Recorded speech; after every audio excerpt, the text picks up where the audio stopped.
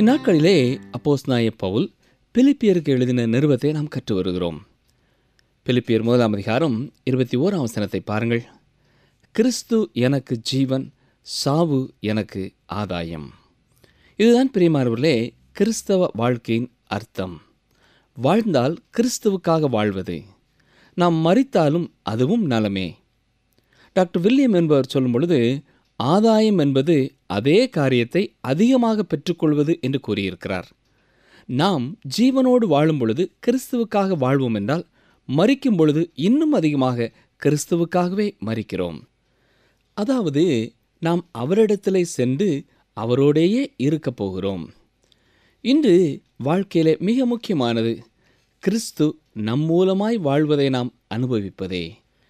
ஆனால் இது இன்று பிரபலமான ஒரு காரியம் அல்ல. இன்றைக்கு கர்த்தருக்காக தங்களை அர்ப்பணிக்கிறோம் என்று சொல்லுகிறவர்கள் உண்டு. கர்த்தருக்காக சேவை செய்ய விரும்புகிறோம் என்பவர்களும் உண்டு. கர்த்தருக்காக இதையோ அதையோ செய்யலாம். ஆனால் மிக மிக முக்கியமானது என்ன தெரியுமா?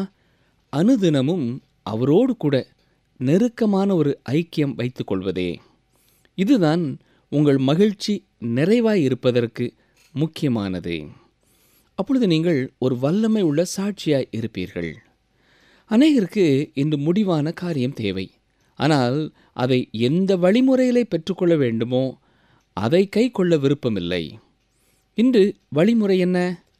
ஆண்டவராய் இயேசு கிறிஸ்துவோடு கூட மிக நெருக்கமாக இருக்க வேண்டிய ஒரு உறவுதான். அப்போஸ்தலனாகிய பவுல் மற்றவர்கள் தன்னை குறித்து கூறிய எந்த குறைவுகளையும் பெரிதாக எண்ணிக்கொண்டு அவர் சோர்ந்து போய்விடவில்லை. நன்றாக கவனியுங்கள். ஆண்டவராய் இயேசு கிறிஸ்துவோடு சரியான உறவுள்ள எவரையுமே மற்றவர்கள் காயப்படுத்த முடியாது. ஏனென்றால் அந்த மனிதனை பொறுத்த மட்டிலேயும் கிறிஸ்துவே ஜீவன், சாவு ஆதாயம். இதுதான் முதல் அதிகாரத்தின் கருத்து வசனம். பிலிப்பியர் 1 ஆயிலும் சரீரத்தில் பிழைத்திருக்கிறதுனாலே என் கிரியைக்கு பலனுண்டாயிருப்பதால் நான் தெரிந்து கொள்ள வேண்டியது இன்னதென்று அறியேன். பவுலப்போஸ்தலன் தன்னுடைய எதிர்காலத்தை குறித்து அறியாதவராயிருக்கிறார். ஒவ்வொரு நாளும் நம்முடைய வாழ்க்கையிலையும் என்ன நடக்கப் போகிறது என்று நமக்கு தெரியாது. ஆனால் அவருடைய விருப்பம் என்ன? பிழைத்திருந்தாலும் நான் பயனுள்ளவனாய் இருக்கிறேன், மரித்தாலும் நான் கர்த்தரோடு இருக்கப் போகிறேன். எனவே நான் எதை தெரிந்து கொள்வது என்று வியக்கிறார். பிலிப்பியர் 1 ஏனெனில் இவ்விரண்டினாலும் நான் நெருக்கப்படுகிறேன்.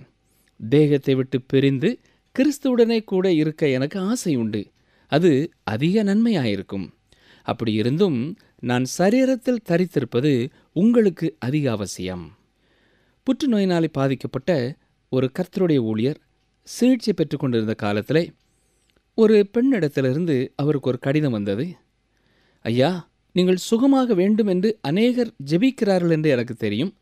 ஆனால் நீங்கள் கிறிஸ்துவோடு இருக்கும்படியாக ஆண்டவர் உங்களை எடுத்துக்கொள்வதே சிறந்தது என்று நான் எண்ணுகிறேன் என்று எழுதியிருந்தார்கள். அதற்கு அந்த ஊழியர் எழுதிய பதில் என்ன தெரியுமா? சகோதரியே, கர்த்தர் அந்த தீர்மானத்தை செய்யட்டும். நான் இன்னும் கொஞ்ச காலம் இந்த உலகத்திலே இருந்து கர்த்தருடைய வார்த்தையை இன்னும் பலருக்கு பிரசங்கிக்க விரும்புகிறேன். இப்பொழுதுதான் என்னுடைய ஊழிய காலத்திலே சிறந்த ஒரு காலகட்டத்திலே இருக்கிறேன். இதை விட்டுவிட்டு நான் கடந்து செல்ல விரும்பவில்லை என்று எழுதினார். ஆம் பிரியமானவர்களே, இன்று கர்த்தருடைய ஊழியத்தை செய்யும் அநேக கர்த்தருடைய பிள்ளைகளின் எண்ணமும் இதுவாகவே இருக்கிறது. ஆப்பிரிக்க நாட்டிலே ஒரு ஆலயத்திலே ஒரு செய்தியாளர் வந்திருந்த பொழுது, உங்களில் எத்தனை பேர் பரலோகம் செல்ல விருப்பமுள்ளவர்களாக இருக்கிறீர்கள் என்று கேட்டபொழுது எல்லாரும் தங்கள் கரங்களை உயர்த்தினார்கள். ஒரு சிறுவன் மட்டும் கரத்தை உயர்த்தவில்லை. எனவே கேள்வி கேட்ட அந்த ஊழியர், தம்பி, உனக்கு பரலோகத்திற்கு செல்ல விருப்பம் இல்லையா என்று கேட்டார். அதற்கு அவன், ஐயா, நிச்சயமாக நான் விரும்புகிறேன். ஆனால் இன்று இரவே நீங்கள் அத்தனை பேரையும் கூட்டிச் செல்ல போகிறீர்களோ என்று எண்ணினேன் என்று கூறினானாம். எல்லாருக்குமே பரலோகம் செல்ல ஆசைதான். ஆனால் இன்னும் கொஞ்ச காலம் இந்த உலகத்திலே இருந்து இன்னும் சிலருக்கு கிறிஸ்துவின் அன்பை கொடுக்க வேண்டும் என்ற வாஞ்சை ஒவ்வொரு விசுவாசிக்கும் இருக்கிறது. கர்த்தர் என்னை இன்னும் சற்று பரிசுத்தப்படுத்தி இன்னும் பயனுள்ள ஒரு பாத்திரமாய் பயன்படுத்த மாட்டாரா என்ற வாஞ்சை அநேகருக்குள் இருக்கிறது. பிலிப்பியர் 1 பாருங்கள்.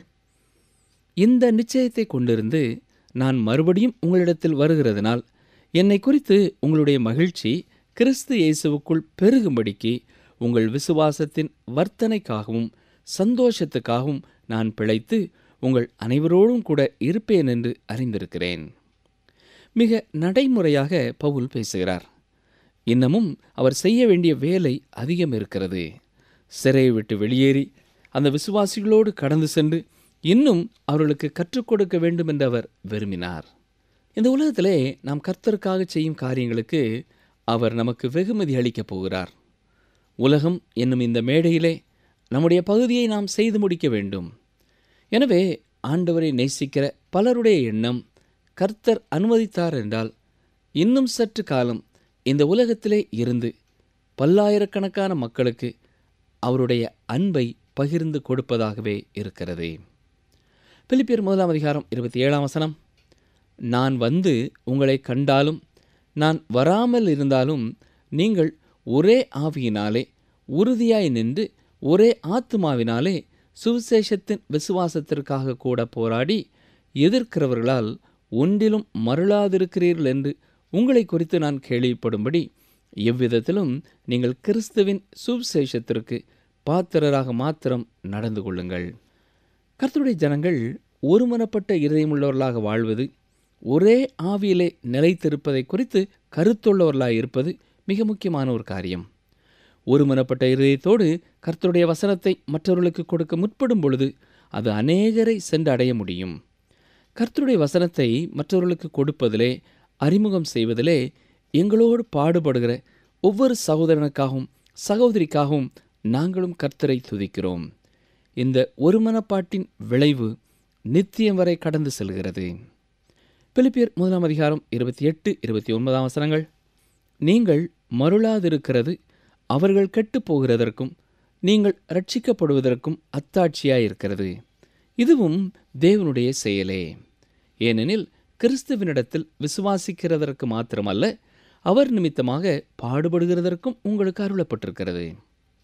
பிரியமானவர்களே, கர்த்தருக்காக நீங்கள் பாடுபடும் ஒரு இடத்திற்கு தேவன் உங்களை வழிநடத்துகிறார் என்றால் ஆண்டவர் அழைத்த அழைப்பிலே நீங்கள் உச்ச நிலைமையிலே இருக்கிறீர்கள்.